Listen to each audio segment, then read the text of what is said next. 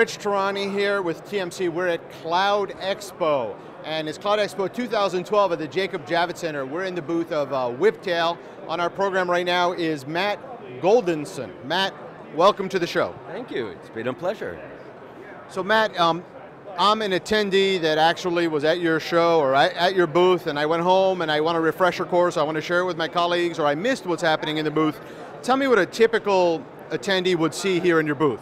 So basically what we've been doing is walking people through what the array is, what it's capable of, and just a little bit on how it works.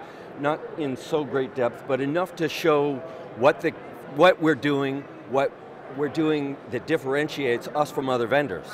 So you have a device which massively accelerates virtually any application. Absolutely. So the idea behind the device is that you can consolidate performance as opposed to consolidating capacity.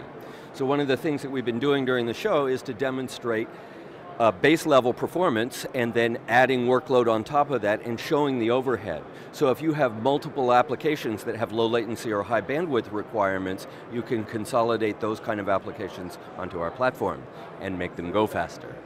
Excellent. So with that, let's see a demo of what you'd show someone. Sure. So basically the array is constructed of what we refer to as a storage router, which sits on top of a series of nodes. Each of those nodes is about 1.3 to up to 12 terabytes per node. So we can expand up to 6 nodes or 72 terabytes total. And then, depending on which configuration and how you've carved the lungs out, you can have capacity that varies with your requirements. So if you have very high I/O capacity requirements, you can stack your devices across almost vertically across your nodes, so you can leverage the interfaces on each of the nodes.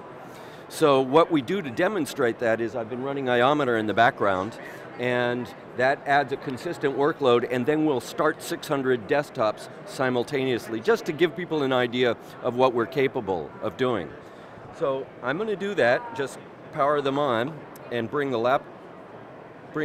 this is our performance monitor over here, and as these desktops are starting behind us, you'll see the IOPS showing up on the performance monitor. So in about 15 seconds, all 600 desktops will be started. Now, if you notice, these things are averaging around 6,000 IOPS with the steady workload. And that's megabytes per second, I see, on the side. We're doing about 27 megabytes per second.